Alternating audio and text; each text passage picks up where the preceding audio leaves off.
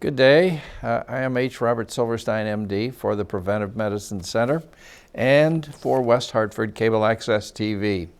I just discovered where to find these shows on my television set. I think I have Xfinity, and I found out it's channel 95, I think. One of the things I really like about this show, this cable channel, is that they play great music. Yes, it's old music that you might think I would like, but on the other hand, the music is terrific when there's no show playing. All right, more little entertainment. The Winter Show. This is an excellent high-end antique show that is like going to a museum and you can touch things as opposed to going to a museum where you cannot touch things. I've been to the Winter Show, which is at the Park Avenue Armory in New York City. It's just phenomenal. Let's see. This is January 24th through February 2nd. It's a very long show, and they have superb dealers with the highest end stuff, national and international, and I can't recommend strongly enough the Winter Show at the Park Avenue Armory in New York City. Now next, is anyone out there as embarrassed as I am by my fellow Democrats, Pelosi and Schiff in particular? They are absurd. They strain belief. They are irrational. Pelosi wants witnesses called. What does she think the trial was for in the House? So she wants Bolton to testify. Okay, why didn't she subpoena him? This is beyond absurd. Don't think that I'm leaning towards the Republican. I'm leaning towards Democrats being the way they're supposed to be. And the first thing, like charity begins at home, you clean up things in your own home before you start worrying about what's going on outside your home. And this is embarrassing, is all I can say. Schumer is absolutely no different. He's ridiculous. So anyhow, and what's more, let's talk about blue states. Now, this is from the Wall Street Journal, Wednesday, January 8th, 2020. It's called Blue State Redistribution. And what it talks about is the amount of money, tax money, that is leaving blue states. Now, it goes on quite a bit about California because California is so big. They are losing $8 billion in taxes because of the flight of the well-to-do. Yes, they have well-to-do moving in, but it's 3-2 for well-to-do moving out of California as opposed to moving into California.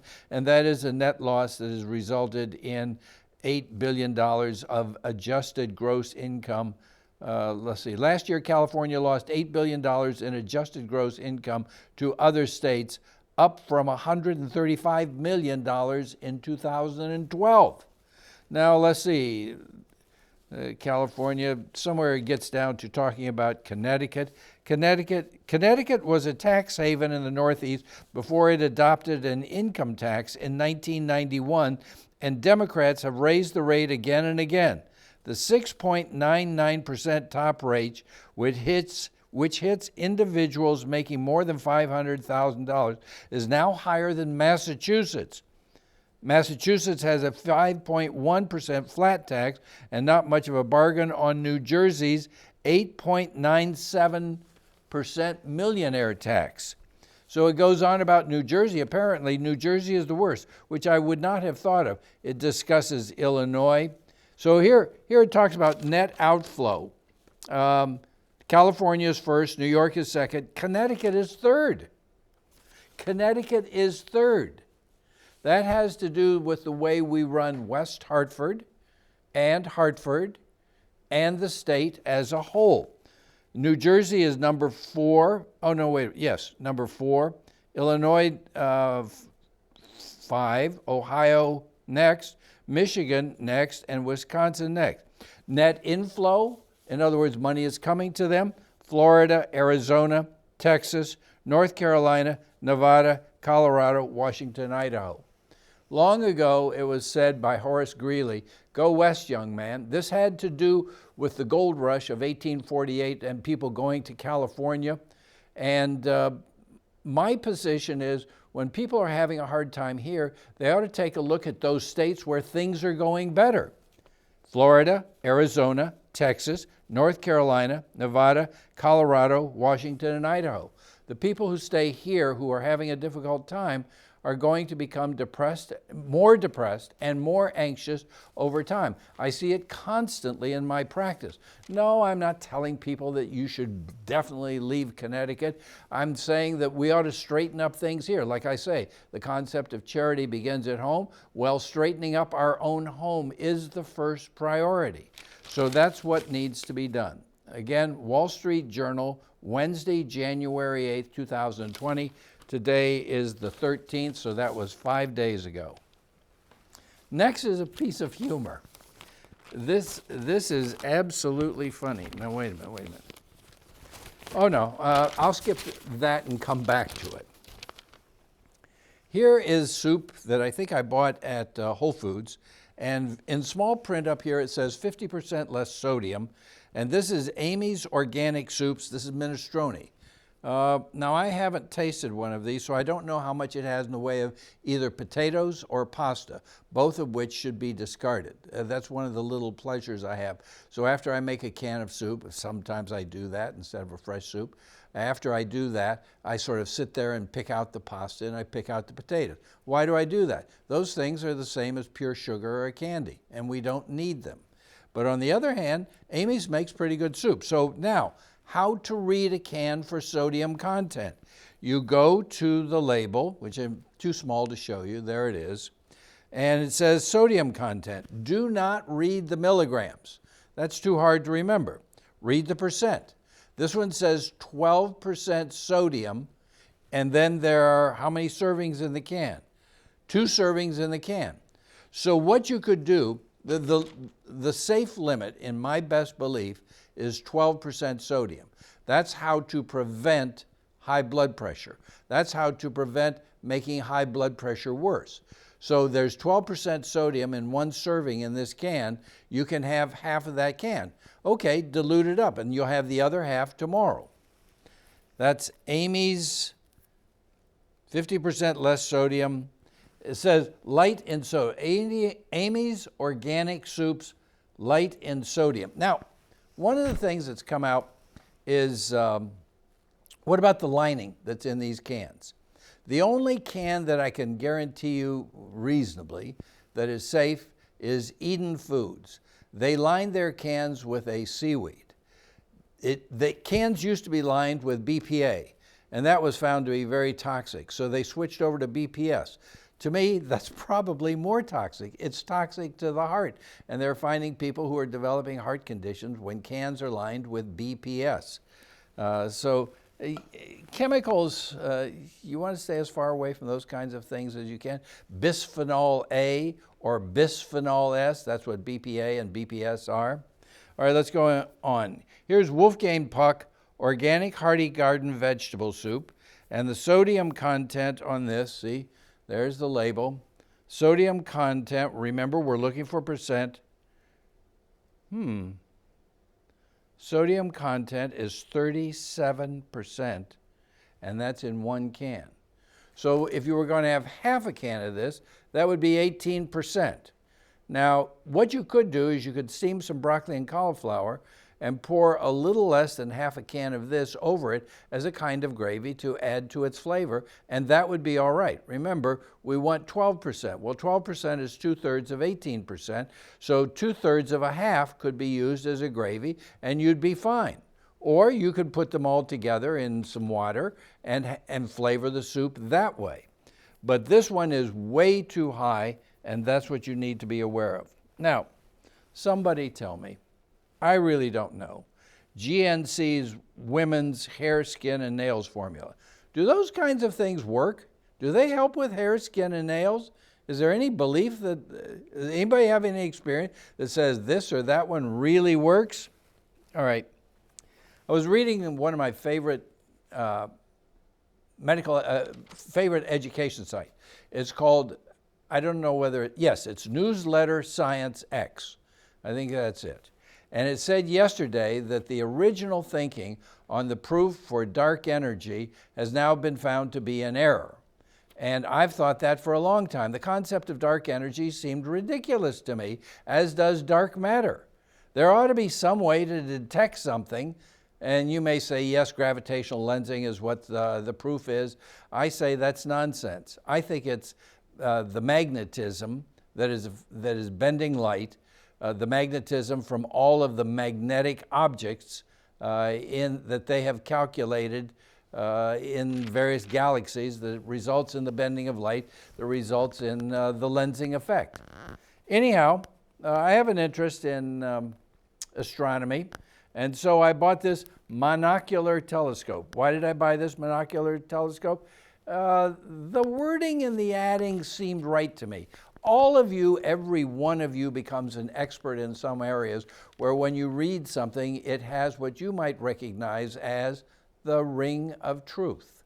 And that's based on your experience, and you're repeatedly being wrong and then becoming more right over time.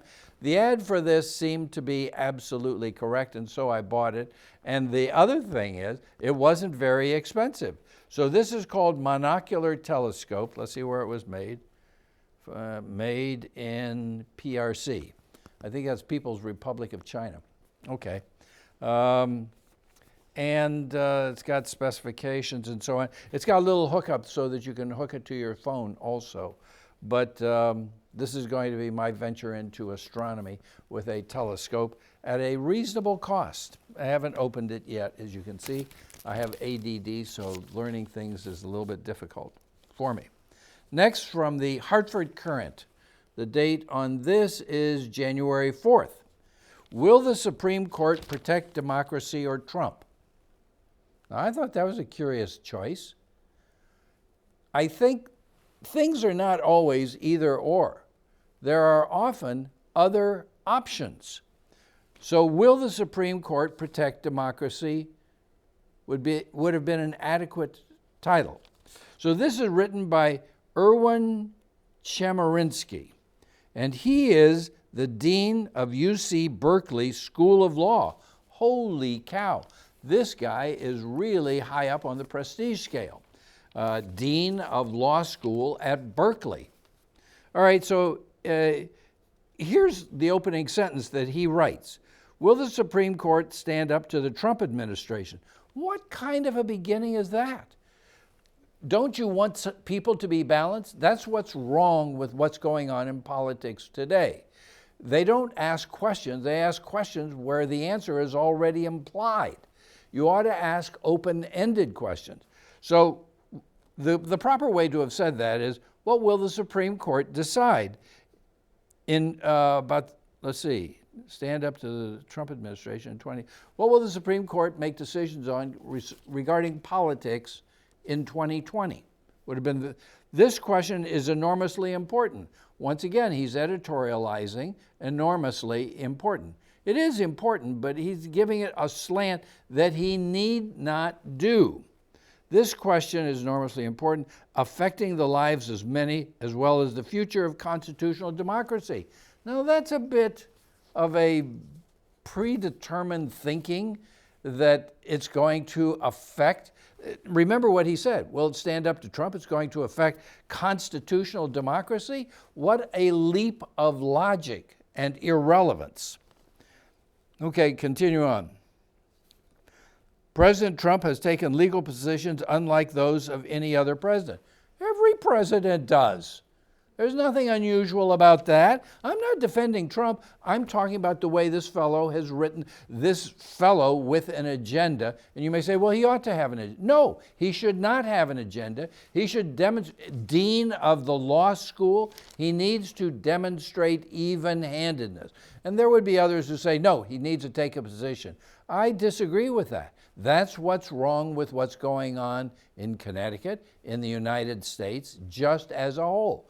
We shouldn't be defending and prosecuting one idea or another. We should have open-ended discussions where people can get along and decide how to work together. That's the thing that I hold against our fellow Democrats in the House and the Senate. Everything is against Trump. I'm not saying I'm for Trump. I'm saying nobody should be consistently against anyone. Anyhow, going on. Halfway, okay, fine. President Trump has taken legal positions unlike those of any other president in American history. Okay. Treading into dangerous territory far beyond the Constitution allows. Well, he's jumped to a conclusion. And you may say, well, that's what he's supposed to do. I would say again, caution, don't start with the anger, don't start with throwing stones, be even-handed. I have a Facebook page, and I allow mannerly comments. Anybody who's not mannerly, their post gets deleted. Anybody who puts on just a bunch of links, those links get deleted. I want the information summarized before the link is put on, and then people can go to the link if they care to. So anyhow, all right, enough of that. I'm pleading for even-handedness, mannerly discussion. Get rid of the anger. Do you think a patient comes to me and they're cigarette smoking? What am I supposed to do? Start shouting at them? Will you please stop smoking? That's not the way to deal with patients. That's not the way an attorney should deal with the law and discussions of the law. You have to be calm, you have to be mature, low profile, mannerly, decent discussion, and supportive. In other words, why don't they try to woo each other? Why didn't Trump try to woo the Democrats? Why don't the Democrats try to woo Trump? Enough of that. All right, now let's see here. Supplements. Oh, I threw away here it is. There are so many supplements on the market. And there's one business that I sort of have a degree of confidence in. It's called Life Extension Foundation. Now, there are other companies that I like. I like Mega Foods. I like Now, N-O-W, brand vitamins and so on. But not all of them. You have to be selective. I've had this article on my desk from Life Extension Foundation about NAD. NAD is an antioxidant that activates AMPK, adenosine monophosphate kinase, and that restores youthful levels of sirtuins. Sirtuins are what increase when people fast, and NAD.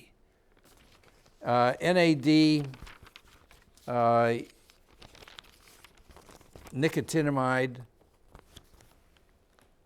is an important antioxidant. I also like NAC, N-acetylcysteine. No vitamin more than 5 days a week. Now, shortly I'm going to be giving a talk that you may hope is a little more organized than today's show. I'm going to be giving a talk at St. Francis Hospital at the Department of Medicine Grand Rounds, where I'm the spokesperson for the section of cardiology that day. That does not mean that the section of cardiology endorses anything I say. That just means they're letting me speak in their slot. So the CEO of the hospital is going to introduce the talk, not me. He's got his own positions about what he wants to talk. Hello. Suddenly we have an echo in here. Okay, it sounds like it's gone. John Rodas, who is the CEO of St. Francis Hospital, is going to talk first, probably for about 10 minutes, and then I'm going to have the remainder of the quote hour to bring forth my talk. Here are my talking points. There's page after page after page of this stuff, and I obviously won't get through it. By the way, this is half the talk. The other half is a slideshow that I've shown before. And the main concept that I'm going to talk about is called risk regression to zero. You know, there's a blood pressure and a cholesterol and a triglycerides and a blood sugar and an A1C and a whole bunch of other things. A1C is the average sugar test, where if you have those values, you don't have any future risk of a heart attack from that particular risk factor. And so what I'm talking about is risk factor from blood pressure. What is that number? Well, if you're on no medication, that number is 110 to 115 over 60 to 70. And what about cholesterol? Subtract the good cholesterol from the total, and that number is 90. So if you had a good cholesterol of 150, if you had a total cholesterol of 150, but a good cholesterol of 30, that's not safe. What's safe is when you subtract the good cholesterol, a good cholesterol, from the total, and that number is 90. So if you had a total cholesterol of 150, then you'd need a good cholesterol of 60, which is pretty hard to do at that low number, in order to have a non-HDL cholesterol, subtract the good from the total, of 90 or less. And that is where hardening of the arteries ceases to occur and begins to regress, go away. Now, I gave you the blood pressure, and now I've given you the cholesterol. Triglycerides of 100. What about the diabetes test? 5.5 at age 55 and not above 6.2 at age 62 or after. Above that, think of sugar. Well, think of sugar in the blood as heat. And there's a point at which that heat starts to singe the tissues, starts to burn, fry, crisp the tissues. Imagine yourself, you go to work and you sit down and the temperature is 88 degrees in the office. Well, that's way too hot, and it's going to interfere with your effectiveness, and that's what high sugar is like. It's like too much heat in the room where you work, except it's too much internal heat, and it's singeing and making inefficient the tissues of the body, every tissue in the body except the covering in the eye, the cornea. And that's because it has no blood supply. It gets its nutrients by diffusion. So risk regression to zero. Heart attack is completely preventable. Hardening of the arteries is reversible. Stroke is preventable. And all of these things are true at the 95% level. I'm going to show the slides from an acquaintance of mine, James O'Keefe. In 2004, get that, 2004, he wrote an article about optimal bad cholesterol. Now, he was only talking about the LDL, which is only part of non-HDL cholesterol, but he says optimal LDL is 50 to 70. And I agree with that, because that gives you a non-HDL cholesterol of 90 or less. And he shows how that's true of all pre-technological tribes that exist in the world.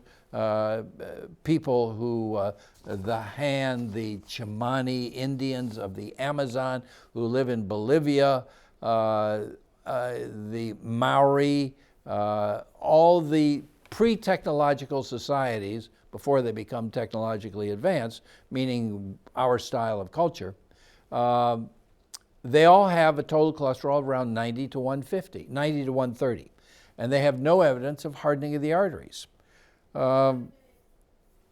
So anyhow, what? 5 minutes. Okay, fine. So that's what the talk is going to be about. Risk regression to zero. It does start off with a quote that I think is, I've tried to show today, and that is first principles, simplicity. So what I've been talking about are principles and simplicity of perspective. They need not be complicated. They're very straightforward and known. Now, going on, I read a study where it says statins were used. That is not adequate. Statins like Lipitor or Crestor or atorvastatin or rosuvastatin, those are the trade names, generic names for the former two trade names. To say that a person is on a statin is not adequate with regard to cholesterol. When you subtract the good cholesterol from the total, that number needs to be 90, and that's when you have cessation of progression of hardening of the arteries, and or when it's lower, even reversal. Medicine is, but should not be, what is your problem? Here is your prescription. And here's an interesting thought that I just came up with that I think is the truth. Many medicines relieve personal responsibility. Now, I've already said 95% of high blood pressure, high cholesterol, and diabetes is curable. 95% is curable, right. 95% of each one of those is curable. Curable means change what you do so you don't make it happen. Well, that's the idea of the talk, and we'll see whether I get tomatoes thrown at me or not. Continuing on, diseases are made to happen. They can be made to unhappen. Well, that's what I just said. And patients are free to choose. They are free to choose. They are free to choose to do what they should or they shouldn't. And we know that. Why do you think churches exist? Churches, synagogues, mosques, to help keep people in line in their thinking, and of course to give reverence to the deity. If that is your belief, then fine. But what I'm saying is, while people are free to choose, they will experience as consequences from what they do. If they do it right, the law of probability says it'll probably turn out right. And if they do it wrong, it'll probably turn out wrong. But occasionally, if they do it right, it'll turn out wrong. And occasionally, if they do it wrong, it'll turn out right. That's the law of probability. There is no absolute guarantee. Now, continuing on. It's not a case, now, about medical papers. There's so much in the medical literature that is absolutely not the real story. As a matter of fact, in the entire scientific, and I've got to add, political community, writings that are not accurate or truthful. They have an agenda, and the agenda should be to have no agenda. It's not a case of don't confuse me with the facts, but the best clinical insights exceed so-called knowledge by at least one step. Now, since we're getting towards the end, I want to go through a couple of thought processes. I'm going to need a little mathematical help on the second part. The first part goes like this. Carbon dioxide, I'm changing directions now. We're talking about carbon dioxide. Carbon dioxide has increased from 300 parts per million to 400 parts per million. Admittedly, that's a 33% rise, but it's actually a 0.01% rise. 300 to 400 in parts per million is a 0.01% increase in atmospheric carbon dioxide. Now, there have been 1.5 trillion, get that, 1.5 trillion tons of carbon dioxide put into the atmosphere since the Industrial Revolution. And the atmosphere weighs 5,750 quadrillion tons. Now, somebody please do the math on that. What percent of the atmosphere is carbon dioxide? Well, that's it. And I think that it turns out to be a rather small number. I'm not saying carbon dioxide is unimportant. I'm saying don't get carried away. There are too many people with an agenda. There are too many people making money from this carbon dioxide thing, both pro and con. So I'd like a little more even-handed, mannerly discussion. Okay, that which has a front end has a back end. That's a discussion of medicines. I already said once that medicines relieve personal responsibility. I learned that quote from Bill Spear, who is a health teacher up in Litchfield, Connecticut. And the whole saying goes, that which has a front end has a back end. The bigger the front end, the bigger the back end. And so all drugs have side effects in some people, not in all people. And those side effects come in small, medium, and large, like the benefits come in small, medium, and large. So this is the kind of first principles, simplicity. The next line that goes with that is, read Marcus Aurelius. Of all things ask, what is it in itself? So that's the quote, and take it. Now, as far as dealing with what I have to say, do take your eyes off the problem and put it on the solution. Obstacles are what you see when you take your eyes off the goal. Keep trekking towards the goal. Have a positive attitude. Don't have preconceived opinions. Be mannerly and polite. Recognize reality. Don't throw stones, and don't believe something just because someone important says it. You may say, yeah, that applies to me too. Yes, it does apply to me too. Are we done? Okay, that's it. Good day and God bless you all. I am H. Robert Silverstein, MD. Let me know what you think at the Preventive Medicine Center. We have a website. Thanks.